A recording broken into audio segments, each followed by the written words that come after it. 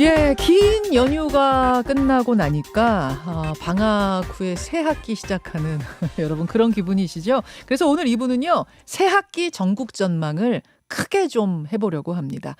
여야 양진영 모두의 원로라고 할 수 있는 분입니다. 김종인 전 비대위원장 오늘 스튜디오로 모셨습니다. 어서 오십시오. 네, 안녕하세요. 예. 추석 연휴 잘 보내셨습니까? 예, 잘 보냈어요. 예.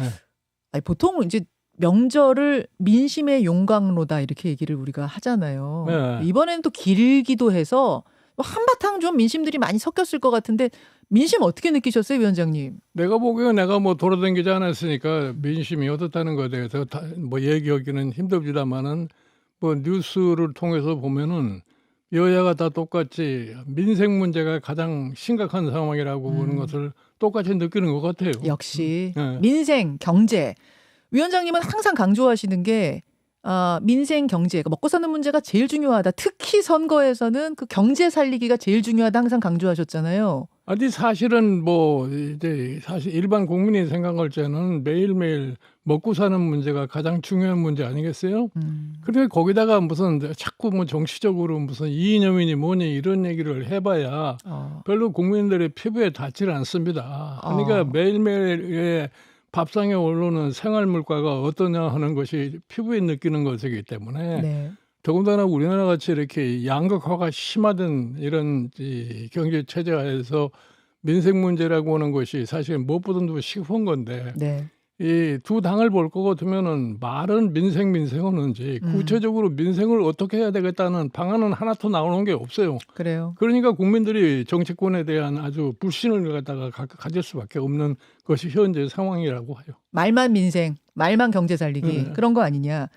이번 돌아오는 총선에서는 이 민생 이슈, 경제 이슈가 얼마나 영향을 줄까? 그러니까 국민들이 선택하는 기준에서 얼마나 크게 작용할 거라고 보십니까? 제가 늘 얘기하지만 지난 3년 코로나 사태를 겪으면서 우리나라의 소위 양극화 문제가 더 심화됐고 거기에서 자영업자라든가 소위 저소득 가게라고 하는 것이 경제적으로 심한 타격을 갖다 입었어요. 예.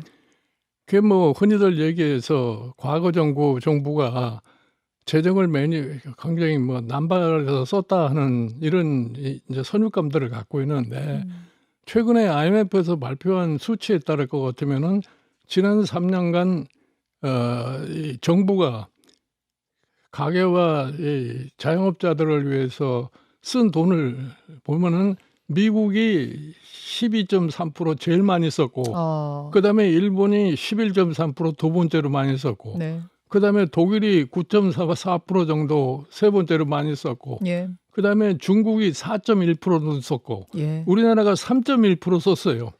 그러니까 우리가 사실은 정부가 코로나 사태를 겪으면서 사실은 국민들을 위해서 뭘 많이 한 것처럼 보이지만 실질적으로는 별로 한 게 없다 이런 얘기예요. 그렇기 때문에 지금 금년에 돌아가지고서 우리 경제 성장률이 제일 제대로 빨리 성장을 못하는 그러한 모습을 보이기 때문에 우리가 뭐 25년 만에 일본보다도 성장률이 낮고 미국보다도 성장률이 낮은 그러한 상황을 겪을 수밖에 없게 됐다는 얘기예요. 그러니까 일반 국민들이 볼 적에는 상당히 분노를 느끼지 않을 수가 없어요.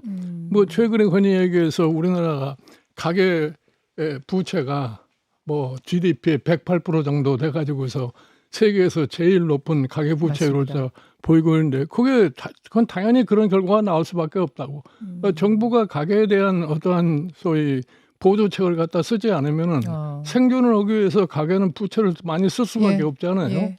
근데 그것이 다시 지금 우리 경제를 운영하는데 커다란 하나의 장애물로 등장하고 있다 이런 얘기예요. 그러니까 근본적으로 지금 우리나라의 경제의 전반적인 상황을 놓고 보실 적에 이 양극화되어가는 이제 분배의 형태를 갖다가 어떻게 시장할 것인가 하는 이러한 것이 구체적으로 나와야지 민생 문제에 대한 본질을 다룰 수 있는 것이지 말로만 민생 해봐야 의미가 아무도 없어요. 예를 들어서 지금 이번 추석을 지나고 나서 국정감사 기간 동안에 양당이 다 민생 문제를 뭐 관심을 갖겠다 그러잖아요. 그러면 민생 문제를 관심 가지면 어떠한 민생 문제를 갖다가 다룰 것이냐는 것을 얘기를 해야지. 막연하게 민생 해봐야 막연하게. 국민이 거기에 와닿지 설득력을 않죠. 통하지 않습니다. 다음 총선의 절대적인 기준이 민생 경제가 될 것이다. 내가 보면 그렇게 봐요. 그렇게 예. 보시는군요. 김종인 위원장님 뉴스쇼를 찾아주신 오늘이 마침 긴 연휴 마치고 그러니까 새로운 전국이 열리는 그런 날입니다. 특히 이재명 대표 구속영장 기각이라는 꽤 큰 이벤트가 이 연휴 직전에 있었어요. 그리고 나서 그 과정 속에서 민주당은 친명 체제를 더 공고히 하는 뭐 이런 분위기로 바뀌었고 사실상 전국 주도권도 이제 야당 민주당으로 넘어가지 않겠느냐 이런 이야기가 나오고 있는 와중입니다. 어떻게 전망하십니까? 내가 보기에 뭐 지금 상황에서 뭐 정치 정계 주도권이 야당으로 넘어갔다고는 보지는 않아요. 근데 여당이 예를 들어서 내년도 선거를 앞두고서 예. 보다 좀 전략적으로 좀 새로운 모습을 갖춰야 될 텐데 여당이 그런 모습을 갖다 보질 않고 있다 이런 얘기예요. 제가 보기에는 지금 이재명 그 사법 리스크로 인해 가지고서 지금 벌써 1년 4개월이라는 기간 동안을 갖다 거기에 매달려 가지고 있는데 예. 저게 너무나 오래 걸리다 보니까 일반 국민이 생각하기에 이재명 사법 리스크가 마치 내년도 총선을 위한 국민의힘의 전략이 아닌가 하는 그런 회의를 가질 수밖에 없게 지금 상황이 진행되고 있어요. 이제 그거는 결과적으로 내가 보기에는 국민의힘에 대해서 절대로 유리하다고 생각하지는 않아요. 사법 리스크를 가지고 총선을 치르는 게 국민의힘에 유리하지 않겠느냐라는 이야기들을 정치판에서 많이 하는데 그렇게 안 보세요? 난 그렇게 보질 않아요. 아니 그러면은 말하자면은 야당 대표에 대한 공격이니까 이게 훨씬 프레임 짜기도 쉽지 않냐? 뭐 정치 잘 아시겠지만 전략가들은 일반 국민은 그 자체에 대해서 별로 관심이 없어요. 관심이 없습니다. 역시 먹고 사는 문제. 예를 들어서 이 사법 리스크가 진짜 일반 국민의 큰 관심사라고 할 것 같으면 민주당의 지지율이 이렇게 확고하게 고정돼 있을 수가 없는 거죠. 그렇게 보시는군요.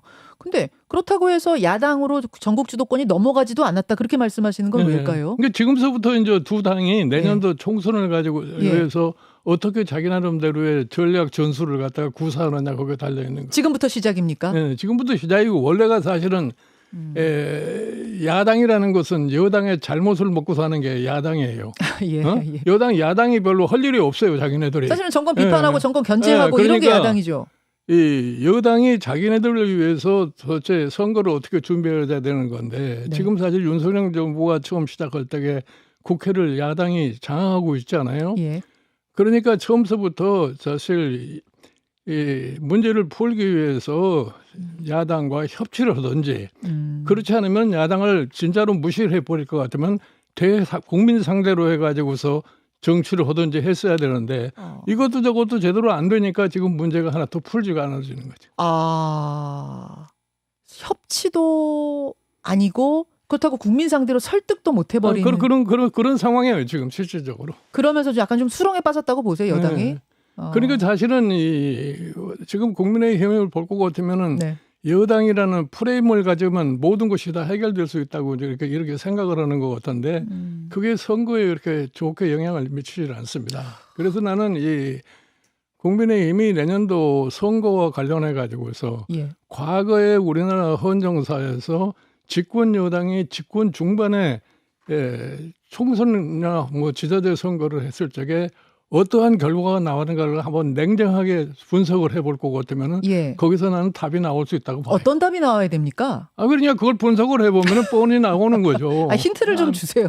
예를 들어서 우리가 2012년에 19대 선거를 할 적에 총선. 19대 총선. 그때가 이제 이명박 정권 거의 만렙에 가까울 때예요. 그때 이제 2011년 10월 달에 서울시장 보궐선거에서 투표하지 않았어요. 그러고 나서 당을 근본적으로 변화를 시킨 것이 박근혜 비대위 체제라는 얘기예요. 그래서 그 결과로다가 결국 가서 19대에서 박근혜 비대위가 과반수 의석을 갖다 차지하게 된 거예요. 그거는 당의 간판을 바꾼 거거든요. 당의 간판도 바꾸고 당의 내용 자체를 갖다 바꿨어요. 다 바꿨죠. 완전 바꿨죠. 정광영처를 완전히 뜯어 고쳐버렸으니까. 정광석화처럼 완전 뜯어 고쳤죠. 그 정도가 나와야 된다고 보세요? 그러니까 사실은 지금 그래서 과거에 집권 중반에 총선이나 지자체 선거를 했을 적에 예. 그 결과가 어떻다고 뭐를 해서 어떤 결과가 나왔다는 걸 한번 제대로 분석을 해야지 예. 내년도 총선을 위한 하나의 방안이 나오지 않겠느냐. 이렇게 근데 위원장님 질문이요. 그때는 당이 진짜로 안 좋은 상황이었고 정말 다 뜯어 고쳐야만 하는 상황일 정도로 안 좋았기 때문이지만 지금은 윤석열 대통령이 들어온 지 얼마 뭐 되지도 않았고 당이 그 정도로 어려운 상황은 아니기 때문에 다 뜯어 고친다. 내가 보기에는 그때 상황이나 지금 상황이나 별로 크게 차이가 없어요. 예. 그렇게 보시면 대국민을 놓고서 생각을 해야지. 예, 선거를 예. 때 선거라면은. 예. 민심이 지금 그 정도로 아니, 안 그- 좋다고 보세요. 다 뜯어 고쳐. 대통령 지지도만 봐도 지금 그렇게 생각할 수밖에 없잖아요. 지금 뭐 30%대 정도를 네, 이제 네. 왔다 갔다 뭐 유지하고 있는 요 정도로는 대통령 얼굴로 치르기 어렵습니까? 네. 최근에 일단 당 로고를 바꾸는 작업을 하고 있는 것 같더라고요. 기역 히읗으로 사진 한번 보여주시겠습니까? 확정은 아닌데 이제 기역 히읗 국힘의 기역 히읗으로 바꾸는 작업을 통해서 이미지를 좀 개선하고 이념 정당의 이미지를 좀 탈피한다 이런 시도 같은데 뭐 이런 시도들 아니 그런데 뭐 로고를 바꾼다고 그래서 이미지가 바꿔지진 않아요. 예를 들어서 뭐 새로운 어떠한 무슨 뭐 사람을 불러다 오니까 그 사람 나름대로 뭘 해야 되니까 로고를 바꾼 거 같은데. 담당자가 바뀐 거예요? 로고를 바꾼다고 그래가지고서 갑작스럽게 무슨 지지도가 확 올라가거나 그런 결과는 나오질 않아요. 그냥 싹 바꿔야 된다고 보세요. 아니 이거 로고 네, 변화라고 하는 것이 예. 국민 생활과 무슨 관계가 있어요? 솔직히 얘기해서. 뭐 국민 생활하고 무슨 관계가 있냐고 물으시니까 특별히 제가 할 말은 없습니다. 아니 그러니까 예를 네. 들어서 2012년도에 네. 19대 선거를 앞두고서 내가 그 당시에 박근혜 비대위에 네. 참여를 했을 때인데 그러셨죠. 그때도 그 내용을 바꾸려고 그러는데 저항이 엄청나게 많았어요. 그냥 그 당시에도 이렇게 얘기를 해요. 당신들 이걸 바꾸자고 창조적 파괴를 하지 않으면은 네. 이 당이 제대로 설 수가 없단 말이야. 그렇게 바꾸자고 그러는 게 그 바꾸는 거에 대한 반대가 엄청나게 많았는데 네. 그렇게 반대를 해서 못 바꾸게 한다고 할 것 같지만 여기는 있을 필요가 없으니까 나 그만두겠다고 그랬다. 그래가지고서 드디어 이제 그걸 받아들였기 때문에 정강정책을 전부 바꿀 수 있는 그런 상황이 됐는데 예. 뭐 그렇지 못하면은 할 수 없는 거죠. 못하면 할 수 없는 거다. 근데 그렇게 싹 다 바꿔야 된다라고 말씀하셨지만 지금 그때는 이제 대통령이 일단은 자신의 그립감을 놔준 거거든요. 쥐고 있던 걸 놔준 거 아니겠습니까? 지금 윤석열 대통령은 윤석열 대통령 얼굴로 총선 치를 것이다라는 이야기가 파다한데 그립감도 강하고. 그런데 그거는 좀 냉정하게 판단을 해봐야 될 거예요. 예. 우리 윤석열 대통령께서 지금 내년도에 총선에서 승리를 하지 못했을 적에 그 결과를 어떻게 감당할 것인가를 생각을 해야 할 거예요. 예. 지금 막연하게 내가 대통령이고 우리가 이 집권 여당이니까 그 프레임 가지고서 모든 것이 다 될 수 있다고 하면 그건 선거에 있어서는 큰 패착을 갖다 두는 거라고 볼 수밖에 없어요.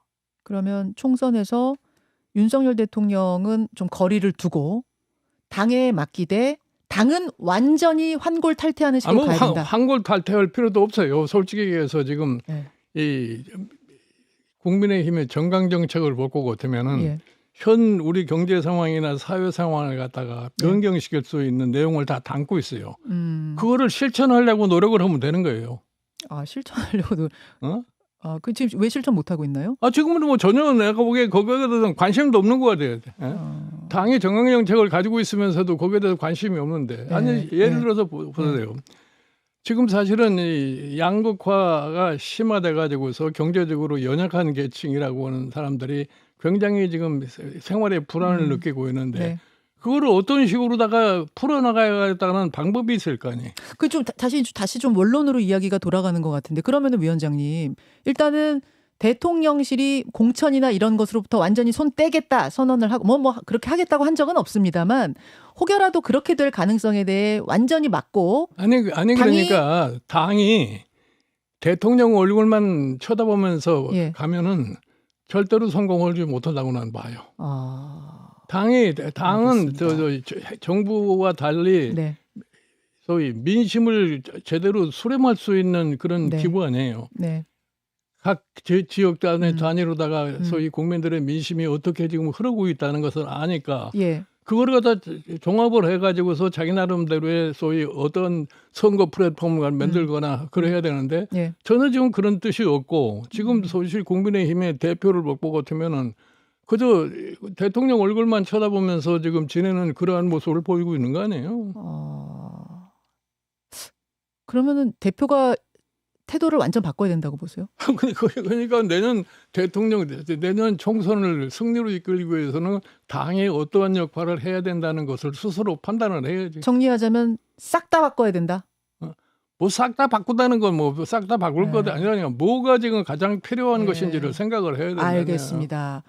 자, 이야기가 좀 큰 이야기부터 시작이 되다 보니까 지금 시간이 많이 벌써 흘렀는데요. 오늘 유튜브로 라디오 방송 후에도 조금 더 말씀을 이어간다는 거 미리 예고를 드리고 그 다음 주에 강서구청장 선거가 있습니다.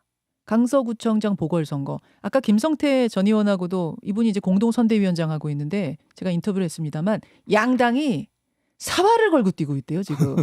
거기에 사활을 걸고 뛰고 있답니다.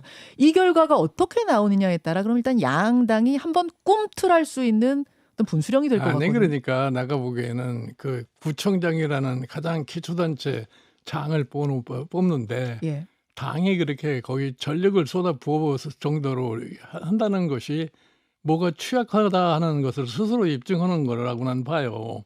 그러니까 결국은 만약에 그렇게 정력을 전체를 다 쏟아붓다가 자기네들이 바라는 대로 안 되면은 그다음은 어떻게 할 거예요? 그러면은 국민의힘이 지금 사실 여론조사 결과로 봤을 땐 조금 불리한 상황인데 뒤지는 상황인데 후보 안 냈어야 된다고 보세요? 뭐라고요? 후보를 안 냈어야 된다고 보세요? 내가 보기에는 뭐 너무나 그렇게 거기다가 모든 정열을 다 바쳐야 할 그런 상황이라는 아니라고 생각을 하는데. 정렬을 바치면 안 됩니까? 그냥 오히려 가볍게 치렀어야 된다고 아니 그러니까 보세요? 사실은 뭐 기초단체장 보궐선거는 네. 일반 국민이 아는지 모르는지 그렇게 지나가게 내버려 두는 것이 가장 현명한 방법인데 그거를 참지를 못하는 거지. 그걸 참지 못하고 키워버렸어요, 판을. 그게 그러면 어쨌든 판은 커졌습니다. 예. 그렇게 됐었으면 안 됐다고 말씀하셨는데 어쨌든 판은 커졌습니다. 만약 이 여론조사 결과처럼 끝까지 뒤집어지지 않고 그냥 결과가 이렇게 나온다면 뭐 뚜껑 열어봐야 알겠습니다만 그냥 이대로 나온다면 이 충격파는 국민의힘에 얼마나 갈까요? 누가 책임을 져야 되겠죠. 거기에 대해서. 내가 보기에 막 그런 상황이 될 것 같으면 국민의힘 내부가 상당히 아마 복잡해지는 양상을 띠게 될 거라고 봐요. 복잡해집니까? 네. 책임을 누가 져야 됩니까? 책임은 누가 져요? 당 대표는 사람이 질 수밖에 없는 것이고. 지금 뭐 선대위원장으로 안철수, 나경원, 뭐 정진석 이런 분들이 그 사람들이 무슨 의미가 있어요, 실질적으로. 김기현 대표가 져야 됩니까? 내가 보기엔 무슨 강서에 사는 사람들이 나경원, 뭐 안철수 이런 사람들에 대해서 잘 알지도 못할 거예요. 근데 김기현 대표도 뭐 억울할 수 있는 것이 어쨌든 대통령이 사면을 하면서 일종의 강한 메시지가 내려온 거 아니냐라고들 다들 얘기하고 있잖아요. 김태우 후보를 사면하면서 김기현 대표 뜻이 아니었을 수도 있지 않겠느냐라는 얘기도 있는데. 그거야 뭐 뜻이 이제 개국 안 하고 상관없이 대표를 맡고 있으니까 일단은 책임은 그리 갈 수밖에 없는 거죠. 만약 김기현 대표가 책임지고 그럼 내려오게 된다 그러면 그럼 비대위예요? 그건 모르겠어요. 그 사람들이 당정에 뭐가 어떻게 할 거는 당이 알아서 판단을 해요. 굉장히 혼란 속으로 들어갈 것이다. 이러면 혼란 속으로 들어가는 이유는 그러면 이제 수도권 총선 준비하는 분들이 가만히 있지 않을 거라는 뭐 이런 걸 좀 보시는 겁니까? 그러니까 수도권에서 출마할 지금 생각을 하고 있는 사람들이 상당히 혼돈에 빠지지 않겠나 이런 생각을 해요. 그래서 결국 누군가 책임을 지고 판이 바뀔 것이다. 자, 민주당의 경우로 한번 가보겠습니다. 민주당은 뭐 이기면 말할 것도 없고 저도 이재명 대표 체제가 흔들릴 것 같지가 않아요. 지금 분위기가 보면은 상당히 공고해진 것 같은데 민주당의 미래는 어떻게 전망하세요? 민주당의 미래는 뭐 야당이기 때문에 그거에 대해서 별로 이렇게 뭐 크게 나는 생각을 하지 않는데 지금 뭐 민주당이 다음번 총선에서 의석을 과연 얼마만큼 차지할 것이냐 그거에 대해서 아마 이재명 지금 현 대표가 아마 골똘하게 생각을 할 거예요. 그러니까 이재명 대표도 스스로가 내년도 자기의 지휘하에 선거가 됐을 적에 과연 선거를 승리로 이끌 수 있는 거냐 그렇지 않을 것이냐 하는 것을 곰곰이 생각할 필요가 있다고 생각을 해요. 어떤 쪽이 이재명 표 총선이 낫느냐, 이재명 표가 아닌 총선이 낫느냐, 어느 쪽이 맞다고 보세요? 그러니까 이재명 대표도 내년에 총선에서 성공을 못할 것 같으면 정치적으로 결국은 자기도 타격이죠. 엄청난 타격을 보고 정치 생명이 거기서 끝날 수도 있는 그런 상황이기 때문에 이재명 대표도 사실은 냉정하게 스스로 생각을 해야 할 필요가 있다고 생각을 해요. 예. 냉정하게 생각하라는 말씀을 그럼 제가 그냥 듣기에는 이선으로 후퇴해라란 말씀으로 들리네요. 아니 그거는 본인이 알아서 할 일이지. 그건 내가 뭐 그런 얘기 하는 건 아니고. 당연히 본인이 알아서 할 일인데 조언을 주신다면. 아니 그러니까 그건 본인이 참 냉철한 정치인이라고 생각하면은 정치 지도자로서의 소위 냉정한 상황으로 돌아가면은 자기가 내년 선거를 지휘했을 적에 과연 그것이 더 효과적이냐 그렇지 않으면 자기가 지휘봉을 놨을 때가 더 효과적인 거냐. 그거는 본인이 판단할 수밖에 없어요. 근데 만약 위원장님이시라면 어떻게 하실 거예요? 나라면은 내가 뭐 쉽게 결정을 할 수 있을 텐데. 쉽게 어떻게 해요? 쉽게 어떻게 해요? 욕심이 많은 사람들은 그게 잘 안 돼요. 그러니까 욕심이 과하면 결국 가서 문제를 갖다가 일으킬 수밖에 없는 거죠. 뭐 여러분들 이렇게 되면은 해석이 가능하시죠? 욕심을 내려놓는 쪽이 더 나을 것 같다. 이런 지금 조언을 민주당 쪽에는 주셨습니다. 일단 당장은 뭐 총선까지 안 가고. 아니 그러니까 결국은 자기 양심에 대한 책임의식이 강하면은 그렇게 판단이 어렵지가 않아요. 지금 양심의 소리를 못 듣고 있나요? 이재명 대표가?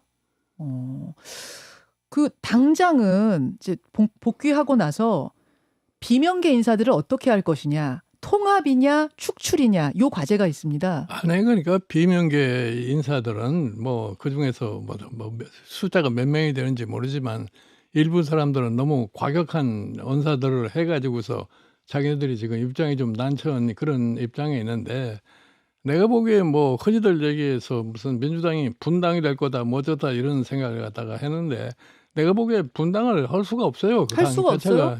왜 그렇습니까? 옛날에 과거에 소위 문재인 대표 시절에 안철수가 튀어나가가지고 분당을 했는데 그때는 안철수가 호남을 바탕으로 해가지고서 지역을 묶어서 그래도 그나마 조금 성공을 했는데 지금은 개별적으로 튀어나가 봐야 뭐 어떤 새로운 방안이 없는 거예요. 그 사람들도 결국은 내년에 국회의원이 되고 싶은 그런 욕망들을 다 가지고 있는 사람들이 물론이죠. 그 사람들이 계산을 제대로 해볼 거 아니에요. 어떻게. 그분들이 나가는 건 두 번째 문제고 일단 당에서 이분들을 배제하지 않겠느냐. 내가 보기에 않겠느냐. 그렇게 그 배제하기가 쉽지가 않을 거예요. 그럼 뭐 남 좋은 일 시키는 겁니까? 뭐 일부 한두 사람 정도는 아마 뭐 배제가 가능할지 모르지만 그 뭐 숫자가 뭐 많은 숫자를 갖다 그렇게 배제하거나 그런 인물이 이렇게 많지가 않아요. 당장 징계 처분도 그럼 안 내릴 거라고 보세요? 뭐 징계 처분을 갖다가 해도 당에 새로운 분란을 갖다가 일으키려고 그랬어요. 통합으로 갈 것이다. 일단 그렇게 보시는군요. 지금 시간이 많이 지났는데 사실 저는 이제 이 국면에서 한동훈 장관의 앞날은 어떻게 될 건가 굉장히 궁금하고 영수회담 제안한 거 그거는 대통령이 또 이거 받아들일 건가 말 거냐 이것도 좀 궁금한데 여기서 일단 본방송 좀 마치고요. 한 5분 정도만 더 유튜브로 그 이야기까지 귀한 말씀 좀 듣도록 말씀을 조금만 더 광고 후에 이어가도록 하겠습니다. 자, 이제 라디오 본방송 청취자들과는 인사 나누고 유튜브로 조금만 더 이어가겠습니다. 지금 뭐 한 22,000명 넘는 분들이 동시 접속해서 보고 계시는데요. 김종인 위원장님 건강은 요새 괜찮으세요? 뭐 괜찮아요. 아직은 괜찮아요. 아직은 괜찮으세요. 되게 굉장히 오랜만에 지금 뵀는데 정정하십니다. 건강 좋으십니다. 아니 앞에서 무슨 이야기를 하다가 이제 끊어졌냐면은 국민의힘 아마 총선 치르려면 좀 많이 바꿔야 될 거다. 환골탈태를 전광석화처럼 해야 된다. 이 이야기 조언 주셨고 민주당 같은 경우에는 이재명 대표가 이재명 표 총선이 나은지 아니면은 이선 후퇴 총선이 나은지에 대한 좀 진지하고 심각한 고민이 있어야 될 거다. 뭐 이런 조언 좀 주셨어요. 이재명 대표 구속영장 기각 국면에서 가장 득을 본 사람은 이재명 대표겠죠. 이재명 대표는 이제 기각이 됐으니까. 가장 타격받은 사람 하나를 꼽아라 하면 다들 한동훈 장관 얘기를 합니다, 위원장님. 한동훈 장관이 뭐 수사를 지휘한 건 아니지만 수사를 지휘하는 사람처럼 좀 보여진 측면이 있다. 왜냐하면 국회에 나와서 뭐 이렇게 체포동의안 설명도 하고 뭐 이럴 때 굉장히 적극적으로 하면서 한동훈 장관에게 가장 타격이 간 거 아니냐? 뭐 어떤 얘기를 했냐면은 저 민주당에서는 무능, 헛발질, 뻥카 이런 별명을 붙였어요. 앞에다가 뻥카 한동훈 이런 식으로 뭐 이렇게 약간 조롱까지 당하는 처지가 됐습니다. 한동훈 장관 스크래치가 좀 같다고 보세요? 흠집이 같다고 보세요? 아닌데 내가 보기에는 한동훈 장관은 자기 나름대로의 소위 자기 직무를 너무나 열심히 성실하게 수행하려고 하던 이제 결과가 결국 이렇게 됐는데 예를 들어서 검찰의 소위 그 영장 발부와 관련해 가지고서 저희 법원에서 기각 판결을 내면 그 문제에 대한 답변은 사실은 검찰총장이 알아서 해야 할 일인데 사실 그 한동훈 장관이 국회에 가서 국무위원으로서 체포동의안을 설명하는 그런 역할을 했기 때문에 한동훈 장관한테 대해서 이러고 저러고 얘기가 많은 건데 내가 보기에는 뭐 한동훈 장관이 이걸로 인해 가서 뭐 큰 결정적인 타격을 입었다고 난 보지는 않아요. 아, 그렇게 보지 않으세요? 네. 근데 당장 유능한 이미지에 좀 금이 간 거 아니라는 아니, 얘기가 자기가 저희 법무장관이라는 이제 임무를 수행하는 과정에서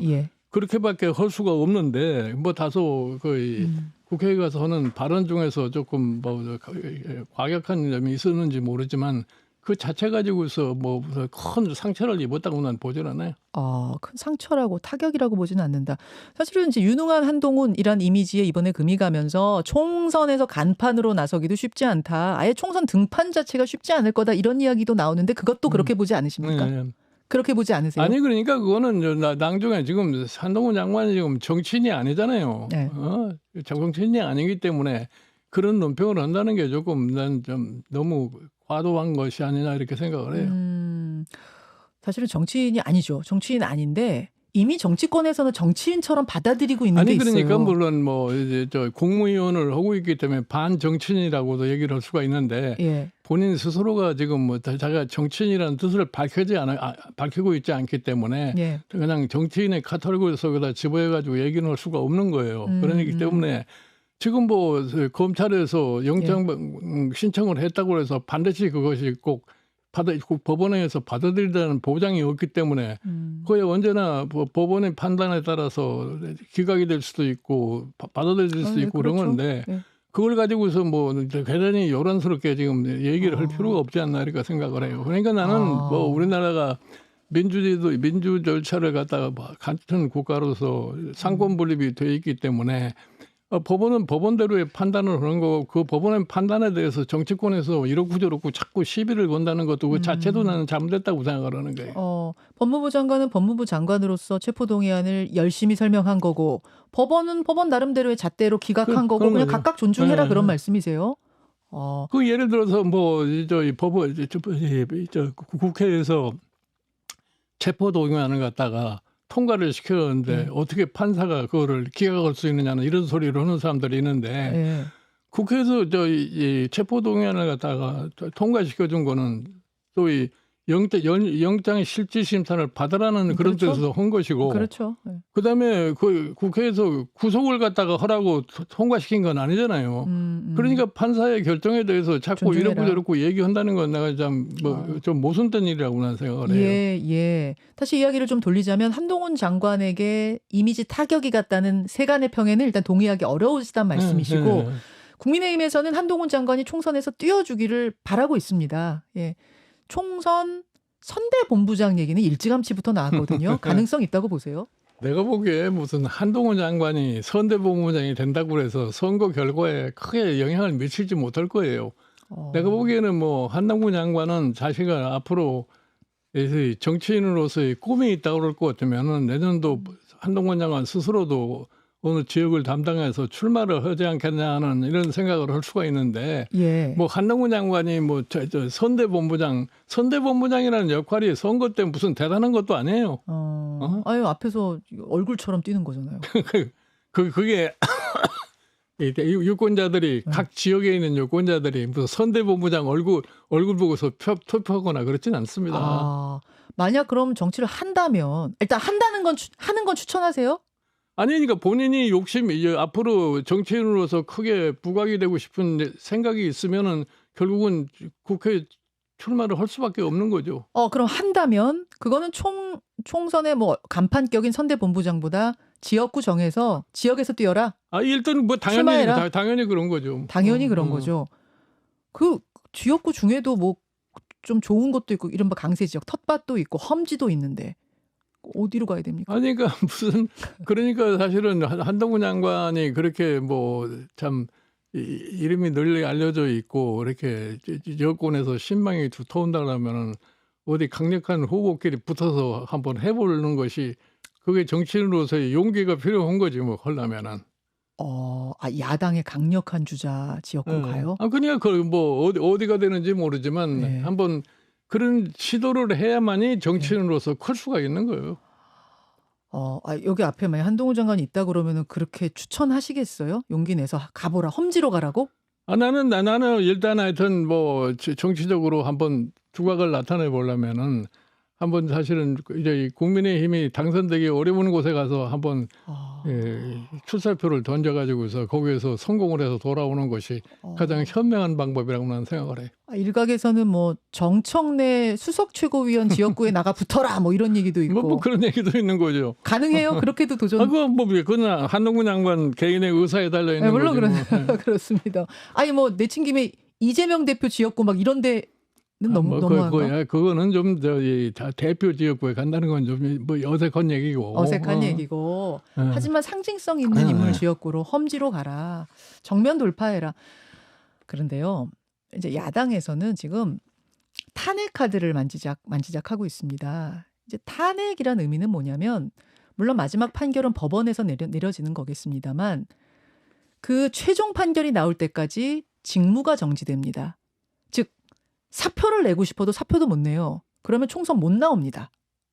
아니 그런데 탄핵 카드를 지금 뭐 민주당에서 얘기하고 있는 건데 무슨 탄핵을 해야 할 특별한 사유가 있어야지 탄핵을 해야 할 거 아니에요. 민주당에서는 지금 사유가 차고 넘친다고 이야기하는데요. 차고 넘치기는 무슨 자기네들 정치적으로 하는 소리지. 탄핵 까면 안 된다고 보세요? 나는 그것이 과연 민주당으로서의 참 옳은 선택이라고 난 보질 않아요. 결국 그 카드를 그러면 못 쓸 거라고 보십니까? 그럼에도 불구하고 일단은 쓸 거라고 보십니까? 탄핵 카드를. 괜히 그건요. 그냥 협박용으로 지금 아마 써먹을 수는 있을지 모르지만 실질적으로 그게 별로 의미가 없어요. 그렇게 보시는군요. 알겠습니다. 영수회담은 이재명 대표가 단식 끝나고 뭐 기각 결정 나자마자 처음으로 던진 카드인데요. 대통령과 만나자. 민생 영수. 나는 과거서부터 야당 대표가 자꾸 영수회담을 하자는 거는 뭐가 어디 야당이 뭐 꿀리는 데가 있지 않고면 그런 짓을 할 수가 없어요. 야당이 영수회담을 해가지고서 얻을 수 있는 게 뭐가 있어요. 지금 이제 민주당 이야기는 민생 영수회담을 해서 그러니까 1대1로 좀 돌파해보자, 협치해보자. 민생 영수회담은 뭐를 가지고서 민생을 지금 돌파하겠다고 얘기하는 거지 구체적으로 얘기도 나오는 게 없잖아요. 예를 들어서 여야 영수회담이라는 것은 사실 대통령이 자기 필요에 의해서 야당 대표를 만나서 협조를 구하기 위해서는 영수회담이 필요할지 모르지만 야당이 무슨 대통령을 만나서 얻을 수 있는 게 없어요. 예를 들어서 이번에 지금 대법원장 인준과 관련해가지고 지금 상당히 이러고 저러고 얘기가 많은데 이제 그런 측면에서는 사실은 윤석열 대통령이 국회에 야당이 다수를 차지하고 있기 때문에 야당 대표를 만나가지고서 자 이러해서 내가 이런 삶을 했으니까 잘 협조를 해달 바란다 하는 이런 식의 얘기는 할 수가 있어요. 그러나 그렇지 않고 뭐 영수회담 해가지고서 뭐 해결될 게 하나도 없는 거예요. 과거에 우리나라의 영수회담이라는 걸 보면은 과거 이제 박정희 대통령 시절 같을 때는 야당이 정권을 잡을 수 있는 가능성이 전혀 없기 때문에 가서 뭐라도 하나 얻을 수 있을까 해서 영수회담 같은 것을 했는데 지금이야 뭐 5년마다 정권 교체가 할 수 있는 이런 상황이 있는데 굳이 야당이 대통령을 만나가지고서 뭐 특별히 할 일이 없어요. 그렇게 보시는군요. 어. 저는 사실은 이 질문을 드리면 그냥 근데 대통령한테 야, 뭐 통 크게 만나시오 이런 조언을 아니, 하실 그 수도 있겠다 했는데 그게 전혀 야당이라는 아니네요. 거는 결국은 사실은 여당이 잘하면 야당은 집권 가능성이 없어요. 예. 여당이 못했을 적에 야당이 집권 가능성이 있는 건데 가서 영수회담을 해가지고 뭐를 가서 협조를 해주려고 영수회담을 하는 거야. 아, 굉장히 실질적인 얘기를 지금 하고 계시네요. 아, 그래서 성사 가능성이 없는 제안이다. 알겠습니다. 알겠습니다. 영수회담 얘기는 그렇고 지금 질문 하나가 들어왔는데 그 총선 이야기 아까 잠깐 나눴는데 사실 이번에 양당 모두에게 실망한 중도 무당층이 한 30%가 될 걸로 보이고 그분들의 마음을 얻기 위한 제3지대가 두각을 나타낼 거라는 관측들이 많았는데 지금까지만 봤을 때는 제3지대가 그다지 존재감을 발휘하지 못하고 있습니다. 심지어 시대전환의 조정훈 대표는 얼마 전에 이제 국민의힘하고 합당을 했는데요. 합당하면서 한 얘기가 제3지대는 없다. 이렇게 얘기했어요. 제3지대가 지금 출연하기 어렵다는 이제 의미겠죠? 아니가 그 사람 얘기는 뭐 그걸 액면 그대로 받아들일 수도 없는 거고 그 사람도 사실은 뭐 새로운 정치 하겠다고 그래가지고서 이 시대 전환이라는 걸 만들지 않았어요. 예. 그러다가 결국 가서 출마도 할 생각도 안 하고 어떻게 하면은 국회에 재임하냐는 그런 생각을 가지고 민주당에 붙어가지고서 비례대표 들어간 거 아니에요. 위성정당. 처음부터 출발이. 예. 그러니까 어떻게 보면은 상당히 기회주의적인 사람이지. 그러니까 사실은 국회의원이 되기 위해서 무슨 소위 제3지대 뭐 시대전환이라는 걸 만들었던 거지. 원래 취지하고 자기 행동이 전혀 다른 사람이니까 그 사람의 얘기를 믿을 수는 없어. 자기 변명을 해야 되니까 제3지대는 없다고 얘기하고서 지금 국민의힘에 합세한 거 아니에요. 아, 제3지대는 없다는 게 자기에 대한 해명, 변명 차원이었다고 보세요? 그런 거죠, 뭐. 지금 기회주의라는 표현까지 쓰셨는데. 당연히 그런 거지. 기회주의적인 행동을 한 거지. 뭐 다른 게 뭐라고 그랬어요. 조정훈 의원은 이제 그런 말씀하시더라고요. 내가 국민의힘에 가서 국민의힘을 좀 바꿔보겠다. 아이가 가서 뭐 어떻게 바꿔요? 가서 국민의힘을. 그거 괜히 하는 소리지. 괜히. 굉장히 혹평하시네요. 아니 조정훈. 아니 그러면 민주당 쪽에 가가지고서 비례대표를 갖다 받을 때는 그때는 무슨 생각을 하고 갔어요? 그러게요. 무슨 생각하고 간지 제가 모르겠네요. 국회의원이 되고 싶어서 간 거 아니에요? 실질적으로. 예. 그러니까 사실은 지금 우리나라의 정치가 그래서 사실은 제대로 발전을 못하고 있는데 지금 소위 제3지대에서 움직이고 있는 사람들이 밖으로 이렇게 크게 노출이 안 되니까 뭐 잠잠해진 것 같이 생각하지만 내가 보기에는 그 사람들도 나름대로 지금 열심히들 하고 있는 걸로 알고 있어요. 그러니까 그 사람들도 지금 이 국민들이 두 당에 대해서 좀 실망을 해가지고서 어디 선택할 여지가 없는데 그 사람들에게 선택의 기회를 갖다 주기 위해서는 내가 국민들이 가장 바라고 있는 것이 무엇인가를 제대로 찾아서 그 문제를 우리는 어떻게 풀어갈 것이라는 것을 제시를 해야만이 국민이 선택을 해줄 거다 이런 얘기예요. 그러니까 아직은 지금 제대로 정당을 하지 않았으니까 지금 앞으로 이 제3 소위 새로운 정치 세력이 등장하는 것을 갖다가 국민이 어떻게 받아주느냐에 달려 있는 거란 말이에요. 국민이 그것도 싫고 그러면 지금 이 양당 체제에서 왔다 갔다 하는 그런 식의 하면은 나라가 과연 정상적으로 발전할 수 있겠느냐. 그건 국민의 목이에요. 국민이 그걸 제대로 인식을 못하고서 똑같은 과거와 같은 소위 투표 행위를 한다 그럴 것 같으면 대한민국이라는 게 영원히 이런 상황으로 반복될 수밖에 없다고 봐요.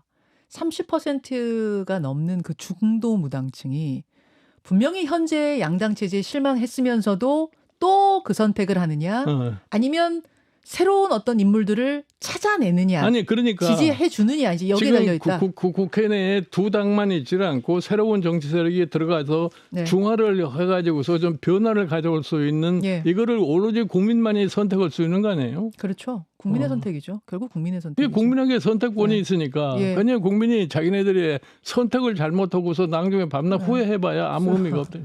제3지대는 없다에 대한 답변은 제3지대는 여전히 있다. 당연한 거죠, 그거. 오케이. 지금 이제 저희가 청취자 문자도 열어놨더니 문자가 꽤 많이 막 들어오고 있는데요. 이런 문자도 하나 들어왔네요. 이준석 대표하고도 상당히 뭐 가까우셨죠. 이준석 대표가 대표하던 시절에 같이 대선 치르고 하셨으니까. 이준석 대표도 지금 상당히 장에서 좀 난처한 상황인 것 같은데 아까 한동훈 장관 조언해 주셨듯이 좀 조언을 해 주신다면 어떻겠느냐는 질문 들어왔습니다. 이준석 대표는 네. 내가 늘 얘기를 했습니다만은 지금 정말 젊은 나이에 당 대표를 맡아가지고서 참 정권 교체도 만들었고 지자체 선거도 승리로 이끌고 그렇게 해다가 결국은 당에서 거의 축출당하다시피 지금 나가 있는데 예. 그러니까 아직도 우리 이준석 대표가 국민의힘에 대한 미련을 못 버리고 있는 것 같아요. 그래서 이준석 대표는 지금 사실은 내년도 총선과 관련해서 지금쯤은 자기 나름대로의 결심을 해야 할 단계가 아닌가 이렇게 생각을 해요. 예? 그 결심이라 함은 그럼 어떻게 내가 내년도 총선에 입후보를 해가지고서 국회에 진입을 할 것인가. 내년도 국회에 진입이 안 될 것 같으면 난 이준석 대표도 적지생명에 큰 어떤 이상이 생길 거라고는 생각을 하기 때문에 지금까지는 실패하면서도 건재했는데 총선 실패하면서도 네. 이번엔 좀 다릅니까? 이번에는 지금까지는 뭐 사람들이 다 좋게만 봐줘왔는데 예. 이제 내년도 총선에서 국회에 진입이 안 될 것 같으면은 예. 더 이상 내가 정치하기가 힘들 거라고 봐. 그 정도 절체절명의 상황이라고 보시는군요. 그럼 지금 국민의힘의 미련을 아직 못 버리는 것 같다라는 말씀을 돌려보면 미련 버려야 된다는 말씀이십니까? 당연히 그렇죠. 미련 버리면은 그럼 뭐 당 나가라고요? 아니 그러니까 사실은 당 대표를 갖다가 징계를 해가지고서 결국 가서 활동을 못하게 만들어 버렸으면은 그게 무엇을 의미한다는 걸 알아야죠. 그리고 지금 국민의힘 자체가 그때나 지금이나 무슨 변화가 있냐면 전혀 변화가 없잖아요. 그 변화가 없는 속에 들어가서 본인이 할 수 있는 행동 반경이 뭐가 있겠어요. 근데 혈혈단신 나간다는 게 그게 말이 쉽지 굉장히 어려운 일이잖아요. 나가서 혼자 총선을 치른다는 그거야 게. 뭐 혼자 하든지 뭐 어떻게 다른 사람들하고 같이 하든지 그거야 신당으로. 뭐 두고 봐야 할 일이고. 일단은 미련 버리는 게 낫겠다. 지금쯤이면. 근데 노원에서 공천 주겠다고 하면은 그래도 받지 마요? 아니 공천을 내가 보기에 뭐 말이 그렇지 공천도 내가 되기가 힘들 거라고 나는 생각을 해요. 그렇습니까? 그리고 공천을 줄 사람 같았으면 과거에 그렇게 매장스럽게 내치질 않았겠지. 그렇게 보시는군요. 예, 질문이 뭐 그 외에도 지금 꽤 많이 들어오는데 혹시 조언을 해주고 지금 뭐 여러 인물평을 해주셨습니다만 조언해주고 싶은 한 사람이 있다면 누구에게 해주시겠습니까? 라는 청취자 문자 혹시 누구 좀 조언해주고 싶은 분이 떠오르세요? 나는 조언이라는 거 이제 안 하기로 아주 결심을 한 사람이야. 아주 약간 조언에 한 맺히신 거. 아유, 김종인 위원장의 심경이 제가 이해가 안 가는 바는 아닙니다. 예. 조언을 누군가에게 진심으로 했다가 굉장히 좀 안 좋은 기억으로 남아 있는 것들이 많아서. 그러니까 뭐 조언해줘서 그걸로 인해서 뭐가 성공을 하면은 그 다음에는 딴 사람으로 변해버리는데 뭘 조언? 조언해서 대통령 되고 나면 바뀌는 경우들 과거에도 몇 번 말씀하셨는데 거기에 대한 것 때문에 트라우마 때문에 조언은 따로 누굴 찍어서 하지 않으시겠다. 알겠습니다. 제가 웃는 거는 이게 씁쓸한 웃음입니다. 예. 위원장님, 오늘 귀한 시간 내주셔서 감사드리고요. 라디오 본방송이 끝났는데도 여러분들이 나가지 않으시고 끝까지 경청해 주셨습니다. 우리 청취자들께도 감사드리고 추석 연휴 지냈는데 무슨 설 연휴 지낸 것 같은 느낌이 들어서. 언제? 그게 아니라. 잠깐 그 얘기 들으니까 위원장이 얼마 전에 SNL 출연하셨죠? 예. MBTI를 그 MBTI를 물론 나는 TI라는 말을 듣지를 못했어요. 귀가 원래 약간 조금 안 좋으셔서 TI는 못 들으신 거예요? MB라는 말만 듣고 MBTI를 안 듣고. 그 MBTI 원래 아세요? MBTI를 원래 아세요? 뭔지? 뭐를? MBTI. 뭔지 아세요? 내가 뭔지는 알지. 아시는구나. 위원장님 MBTI 어떻게 되세요? 나는 그걸 해보질 않아서 잘 모르는데. 나는 그런 걸 하고 싶은 생각도 없고. 알겠습니다. 아니 그때 SNL이라는 예능 프로에 나오셨는데 이제 그 개그맨이 MBTI를 질문을 드렸는데 우리 위원장님이 TI 잘 못 들으신 거예요. 그래서 내가 그 MB라는 사람에 대해서 이렇게 아니 그러니까 굉장히 화제가 됐어요. 이게 MBTI를 묻는데 예. 그날 내가 이제 귀가 잘 안 들려가지고서 예, 그러실 수 있죠. MB까지만 듣고도 그 안을 못 들은 거예요. 알겠습니다. 근데 그거 그 방송된 후에 젊은 사람들 사이에서 인기 엄청 좋으세요. 스타 되셨어요. 이 얘기까지 하면서 오늘 웃으면서 인사 나누겠습니다. 김종우 위원장님 저쪽 카메라 보시면서 이렇게 손 한번 인사 한번. 자, 예. 오늘 귀한 시간 대단히 고맙습니다. 예, 김현정의 뉴스쇼 오늘은 여기까지. 저는 내일 아침 7시 20분에 다시 뵙죠. 고맙습니다.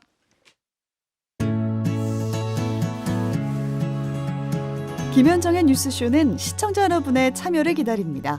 구독과 좋아요, 댓글 잊지 않으셨죠? 알림 설정을 해두시면 평일 아침 7시 20분 실시간 라이브도 참여하실 수 있습니다.